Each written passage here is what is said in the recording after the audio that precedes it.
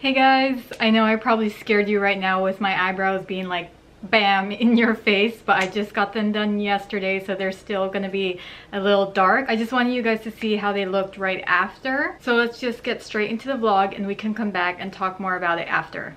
Guys, I totally forgot to give you a before shot. So my eyebrows still look pretty thick for 2 years later. You can still see that there's still a tattoo right there. And this line right here, that's from a tattoo that's still right there. And there. I think they lasted pretty well for over 2 years. Just a little patchy and that's about it. So this is just going to be a touch-up. So this is before and after. Oh, they look good. So the tapping method, which is what I did, is a little scratch on the surface like that where it creates a little dot or a hole. And then microblading is pushing and dragging. So they go over that same line a few times and then they pack some color in there and then wipe it off and the look of a hair stroke is left. They don't cross any hairs, so when you see the pictures, if you look at the hair pattern, you'll see that no hairs touch. And it doesn't last as long? Yeah, maybe 6 to 9 months. Sometimes a year, and tapping, okay. I usually see my clients 1.5 to 2.5 years later. Oh, and like it's scarring or something, or because it's I think with the microblading, it's going to leave a little more scar tissue in the brows. You know, creating a cut. Your body heals a cut much differently than a little pinprick. So yeah, it's a lot more invasive. Okay. And that's 12 needles. Oh wow, really? Yeah. So you just put ink on it and then just. What I usually do is dip that, you know, I have that little pigment ring on my finger, and so I just dip that in there, and then I'll tap maybe like 10, you know, like 5, or 5 taps, and then dip again. Yeah. 5 taps. So I usually can get about 10 taps total out of a little dip into the pigment. How's your tenderness? Okay, did you start? Yeah. Oh, I don't feel anything. Can't feel it? Okay, good.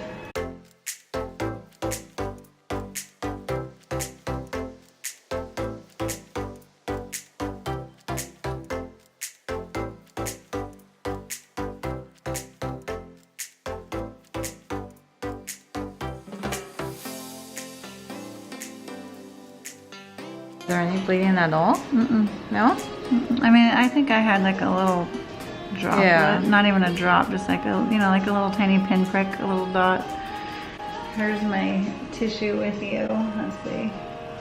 Little tiny blood right there. That's it. Yeah. Yeah, because when I'm watching those videos, like they use the thumbnail of like like their eyebrows being bloody from doing microblade. Yeah, and I'm like, oh, like as clickbait, you know? Yes. I'm like, oh my gosh, don't use that. I know. I see people do that a lot though, and it looks like they're gonna just like shred the whole idea of doing it, and then they do their video and they're like happy, and they would do it again. Yeah. It's like, I guess that's what they call clickbait, right? Yeah. You put like a scary or something shocking. Exactly. So is there a reason why you don't numb it the first time and then? For me, numbing creams take like 20 minutes to work when the skin's not broken. So, and that's okay, that's fine. That's not like that's a long time, but so you have like 20 minutes to numb, and then if you start the drawing process, which how I like to draw each little hair stroke on, it leaves kind of a waxy residue on the skin, and it's really hard to draw on top of that. Gotcha. And then sometimes by the time you are done with your drawing, some of the numbing is getting lost. Yeah, exactly. And so if it was not as tolerable as it is, and I have a couple people that just really can't handle it, and so I'll numb them first, but if it wasn't as tolerable, I would probably numb right from the get-go. Yeah. But it's a little bit of the time-consuming part, and then it also is just really hard to draw over the top of that waxy residue. Yeah. And then the effectiveness of it is sometimes just not worth it. I think the main reason why I don't do it is the whole drawing thing is really difficult to do. And I just haven't quite made the leap from, you know, like drawing an outline on somebody and having them be okay with me ad-libbing what's going to go inside that outline. Yeah. I mean, because hair stroke direction plays a part in it, and I want them to see what I'm proposing, Yeah. so I'd rather just have it laid out. I'm just going to add a little bit more at the start here. How's your tenderness? Good. Yeah, okay, okay. Yeah, I'm just going to define a little bit more in there. Add some hairs. Still good?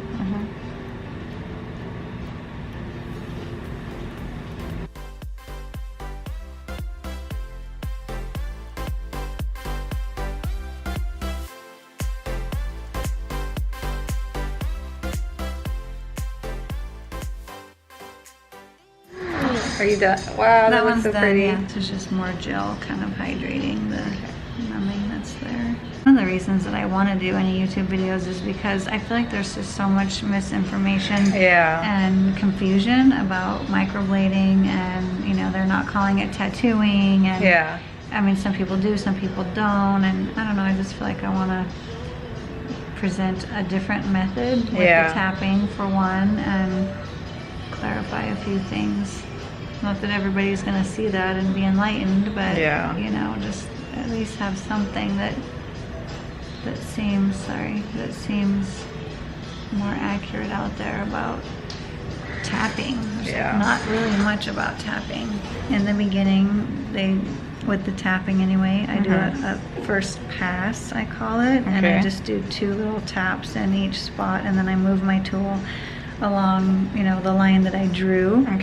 And that's what you were feeling without any numbing, was 2 little taps, you know, in each spot. So I could give myself a little template, and that just gives a little skiff of color. So I have a guide once I get you numb. And then now in this phase, I do like 5 to 6 taps in a spot so that I get the saturation in. But in this phase, hopefully this is, you know, a lot more comfortable, and doing 5 or 6 taps isn't hurting. It would hurt though if I did it without numbing. Even though some people are like, oh my god, that's nothing, you could probably do my whole brow without any numbing. It's like, yeah, it seems like that now, but trust me, it's not quite as comfortable. So you changed the blade from... No, it's it's the same exact thing, and it's not actually a blade, it's just 12 little needles. That's cool. Yeah. They're so fine tipped though that when you use them in the dragging motion, it will cut the skin. But when you use them in the pushing motion like I do, it just snags the skin. So yeah, it's the same color that I get in initially is what we're actually using now, and same tool.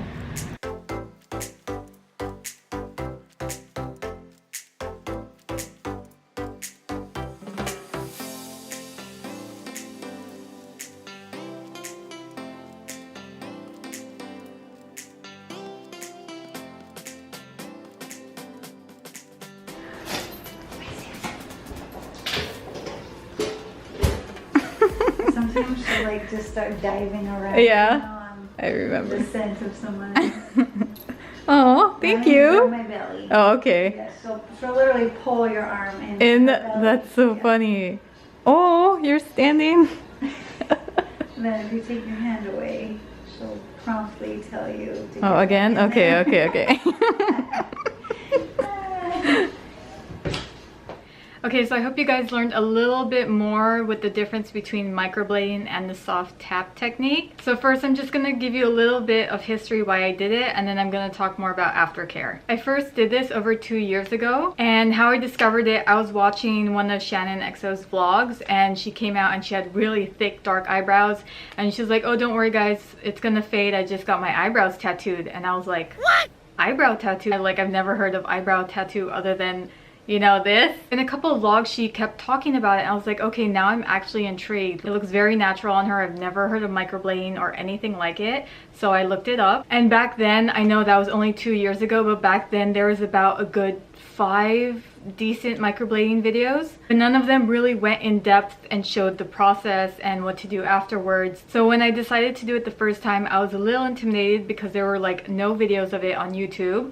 I've never heard anyone talk about it. It's funny because now a bunch of the beauty gurus I watch have their eyes microbladed. So it kind of makes me feel a little bit better that I didn't just do something crazy back then. The reason I thought it was perfect for me, even though I had fairly thick eyebrows, was because later in the year my boyfriend and I were going on a trip and I didn't want to have to stress about my eyebrows because doing a full face of makeup already takes so long and I suck at doing my eyebrows. Like, I don't care to admit that, I'm just not good at doing my eyebrows. So I was like, oh my gosh, this would take so much pressure off of me doing makeup on my trip. So I researched the crap out of it, even though, like I said, there are barely any videos on YouTube. I read a bunch of articles and then finally I was like, okay, let me see who does it here in San Diego. So I looked on Yelp and I read reviews and I looked on websites, and after a while of researching I finally found Karey. I freaking love her. If you live in San Diego and want to get your eyes SofTap, then definitely go to her, but she is so busy. She's booked until the end of time. I messaged her 2 years ago around March or April and I saw her in August. And the reason I chose Karey, other than her amazing reviews, was that I didn't want to just go to someone who does it every now and then, like who works in the salon or spa. I wanted to go to someone who actually specializes in it and has done it for years. And Karey was just the perfect match. And I don't know what it was, but when I first met Karey, I just like opened up to her completely and just told her so much stuff. Like, it felt like I've known her for a long time. I mean, we still keep up to date with each other and everything, and I feel like that's very rare to find. And I truly feel like I gained a friend out of this and I just found an amazing person. But I just love her so much. Whoever you're going to will probably tell you what to do before the appointment, what to avoid. So before your appointment, try to avoid aspirin, alcohol, coffee, fish oil for at least 2 days before. Don't do any kind of like cardio or really heavy workout because that may increase your bleeding. And like I said, I'm pretty sure whoever you go to will let you know this ahead of time, hopefully. When you have your first initial appointment, you know, make sure it's someone you connect with or someone you feel like you can trust. I mean, this is going to be something permanent, well, semi-permanent on your face, so make sure you go to someone who actually knows what they're doing and who can actually listen to you. What I love about Karey is that we go back and forth. She's like, okay, what do you want? And I'm like, oh, I want this. And she's like, oh, how about this? You know, you kind of need to have some conversation. Don't just walk in and be like, do my eyebrows. You kind of have to know what you want. When I went in, I knew exactly what I wanted. My eyebrows before were pretty stick straight. I did not have this curve right here. It ended like about there, and I really wanted like this curve, and I wanted my tail to be longer because I'll show a picture right here. It was really stick straight. So I told Karey all that and she's like, oh, that sounds perfect. Okay, so what about making your arch higher? What about making this shorter? And like I said, we went back and forth trying to find like what would be perfect for me, and I love that. So for my first appointment with Karey, I walked in and for at least, like, I'm not exaggerating, for the first 30 minutes, she convinced me not to do it. Sasha, you don't need it. Your eyebrows are perfectly fine. They're thick. You really don't need it. And I was so stubborn and I was like, no, I've been waiting and I've been so excited to see you for the past 3 months. We're gonna do this. And like I said, back and forth, back and forth. And she was like, okay, fine, let's do it. But I'm warning you, this is gonna be a commitment. And I was like, no, I just wanted to do this for my trip. And then after that, I'll go back to filling in my eyebrows. I just want to not worry about my eyebrows during my trip. And look at me now. She was totally right. It's kind of like an addiction. Like, I always want my brows to be perfect now that she's tattooed them in. And I also wanted to do a touch-up because it's cheaper than your first session. And truthfully, I wasn't planning on doing a touch-up for a while, but I did it mostly because I was tired of filling my eyebrows for my makeup videos. I didn't know I would be doing makeup videos. And for me, just filling in my eyebrows is so time-consuming. When I went to her the first time, it did not hurt at all, like at all. But then again, I have kind of a high pain tolerance. Like, I fell asleep and I fell asleep when I got my tattoo, but it really is not that painful. I don't know what microblading feels like compared to soft tapping, but it really isn't that painful. The only pain I feel is that it's kind of tender to the touch. After she numbs you, obviously you won't feel a thing. But on my follow-up appointment, I was right near my period and that was actually just a little bit painful. So try to schedule your appointment around that time of the month because everything can be really sensitive. Other than that, no, it really doesn't hurt. It's just a little prick on your eyebrows and that's about it. As you saw in the beginning, it actually lasted a really long time. It's been a little over 2 years. I still had that arch right here. I still had kind of the shaping, like you could still see the shaping, but there was just gaps like here. I really didn't need to go back. Like, they looked fine. I just wanted to be like all filled in. So with Aftercare, my first time, I was very, very cautious about not letting water come anywhere near my eyebrows for a good like 6 days. That's a little bit too long. Maybe on the second or third day, you could let water kind of like trickle down your face, but obviously don't rub it in or don't swipe it away. Just get like a paper towel or a cotton pad and just tap it. So when I did the first time, when it came to washing my face, I used one of those cognac sponge, I don't know what they're called, and that was perfect because it's a sponge. So I would just rub my facial cleanser in, and I would grab the sponge and let it soak in the facial cleanser. So if you're really worried about any water touching your eyebrows, then I would definitely recommend using that sponge because it just soaks up the water. It's a sponge. If your eyebrows are itchy, you can use a topical cream, maybe not Vaseline. I remember Karey telling me not to use Vaseline, so don't use Vaseline. If you're watching this, Karey, and I'm getting anything wrong, just let me know. I really don't want to give false information out there. Again, afterwards, obviously, as you can see, the color will oxidize. It will get darker. This will last for maybe like 3 to 5 days. I remember when I first did it, I went back to work the second day after, and no one noticed. My brows were really dark like this. No one noticed. And I was kind of like, guys, do you see anything different? And they were like, no. And I was like, oh, I got my eyebrows tattooed. And they all came up close and were like, oh, okay, we see it. It looks so pretty. So it's not gonna look super unnatural. It's just gonna look really dark like this. Obviously no water, no swimming. Make sure you avoid direct sunlight for about the first 2 weeks. No sweating or doing any crazy hard workouts because again, it may increase bleeding. And whoever you go to will probably give you all this aftercare information, and if they don't, you can look online, and I feel like that's very unprofessional if they don't check up on you after. Karey's always checking up on me before, during, and after. Anyways, I hope you guys got some good information about soft tapping on this. I learned a lot. I had no idea that's what Karey did the first time. I just thought it was microblading, and she explained it so well, and I'm so glad that's what I did instead of microblading. And when Karey was explaining microblading to me, I was kind of like, ooh, I'm glad I didn't do that. I know Karey already explained this in the beginning, but I just wanted to show an example with an eyebrow pencil. So like she said, microblading is doing like one long cut. So you're doing long cuts in your eyebrow. So obviously when you make a cut, it's gonna heal differently than just little taps. And if you notice with microblading, it only goes in one direction. So if you look at any microblading pictures, you can see that all of them go this way, and eyebrows aren't the same. A lot of them cross, so it can kind of look a little less natural because not every single hair goes one way. There's a lot that cross each other, so I can totally see why soft tapping would be more desirable and looks more natural. So again, with soft tapping, it lasts longer. I personally think it looks more natural. And just imagine if you were doing microblading and you had to keep getting touch-ups. The more you do it, the more it's gonna scab, like Karey said. So just imagine like you got a cut, it's gonna scab, it's gonna heal, and then you wait like a year to go back and do microblading again. You're gonna go cut over that same spot, and then just over time, there will obviously be scabbing compared to little pokes in your eyebrows.